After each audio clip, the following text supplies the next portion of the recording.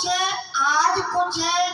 आप सत्यवादी हो, आप क्या कह रहे हैं? मेरे पांचों पतियों में से, मेरे पांचों पतियों में से यदि एक भी मारा जाएगा, एक भी मारा जाएगा, आशीर्वाद बाबा तेरा क्या झूठा ही कहलाएगा। यदि मेरे पांचों पतियों में से एक भी पति समाप्त हो गया तो यह आपका आशीर्वाद निष्फल हो जाएगा, झूठा कहलाएगा। हाथों की मेहंदी रहने दो। करती हूँ, जो मेरे हाथों में मेहंदी लगी हुई है इसको आप नहीं छुड़ाए। मेरा मांग का सिंदूर आप अपने बालों से नहीं उड़ा रहे, मैं आपसे प्रार्थना करती हूँ। जब इस तरह से द्रौपदी ने बोला, अभी तक भीष्म जी ने आंखें नहीं खोली, परंतु जब इतना सब कुछ कहा तो महाराज जो प्रभु के चिंतन में मन लगा था पितामह भीष्म का उसी समय क्या होता है, द्रौपदी ये सब क्या हो गया? इस स्थान पर तो भानुमति को आना चाहिए था, लेकिन द्रौपदी तू यहाँ कौन लेकर के आया तुझे? बोल द्रौपदी बोल। बोले बेटी नो प्रश्नों का।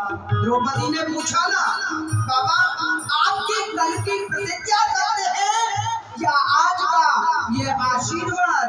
तो कहते हैं पितामह भीष्म, बोले बेटी इन प्रश्नों का उत्तर पीछे दे पाऊंगा।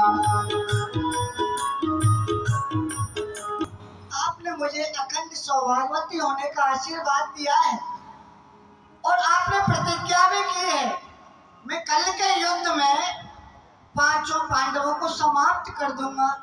या तो वो प्रतिज्ञा आपकी झूठी है या ये आपका आशीर्वाद मिथ्या है, इनमें से दोनों में से क्या सत्य है? द्रौपदी पुत्री भीष्म की प्रतिज्ञा कभी अधूरी नहीं हो सकती है, लेकिन तेरे इस प्रश्न का उत्तर तो मैं पीछे दूंगा बेटी।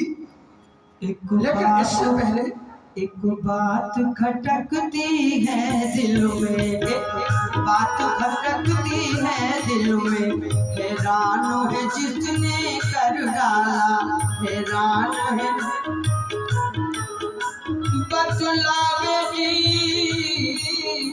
बदला बेटी वो कहाँ छुपा इस जगह तुझे लाने वाला, इस जगह तुझे लाने वाला। तेरे प्रश्न का उत्तर देने से पहले द्रौपदी मैं ये पूछना चाहता हूँ कि तुझे इस समय यहाँ लेकर आने वाला है कौन? तू अपनी इच्छा से नहीं आई है। बोल द्रौपदी, अब जो होना था वो तो हो गया, लेकिन बोल बेटी बोल, बोलती क्यों नहीं है? द्रौपदी से मना कर दिया था द्वारकानाथ ने कि मेरा नाम नहीं लेना, बताना नहीं कि तुझे यहाँ कौन लेकर के आया है। अब द्रौपदी बताए कैसे? परंतु इधर पितामह भीष्म पूछ रहे हैं तो द्रौपदी ने ऐसे द्वार की तरफ इशारा कर दिया। महाराज तो कहते हैं पितामह भीष्म, नहीं ओढ़ा होने को। द्रौपदी मत बोल, लेकिन समझ गया, सब समझ गया।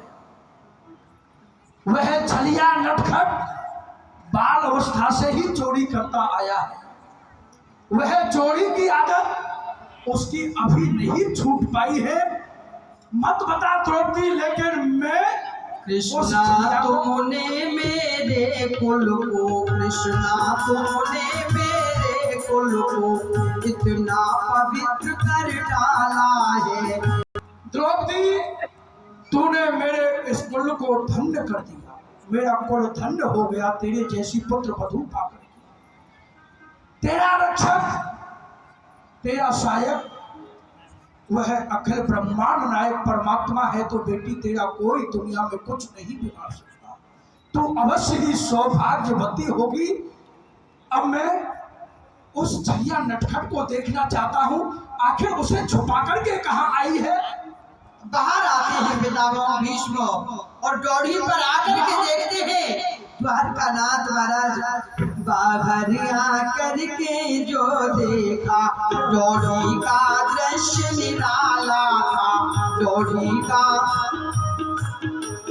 हटाओ हटाओ भक्त वत्सल, इस घूंघट को हटाओ, इस मुख चंद के इस दास को भी दर्शन होने दो। चरणों से जाकर लिपट गए, छलिया छलने को आया।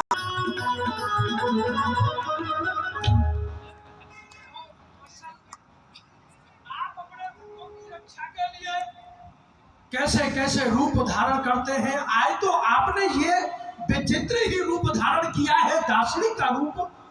और जैसे ही पितामह भीष्म जी ने द्वारकानाथ को पकड़ा तो महाराज द्रौपदी की पन्ही बगल में लगी थी, वो गिर जाती है। उनको देखा पितामह भीष्म जी ने, ये पादुका धन्य कहते हैं द्रौपदी का जो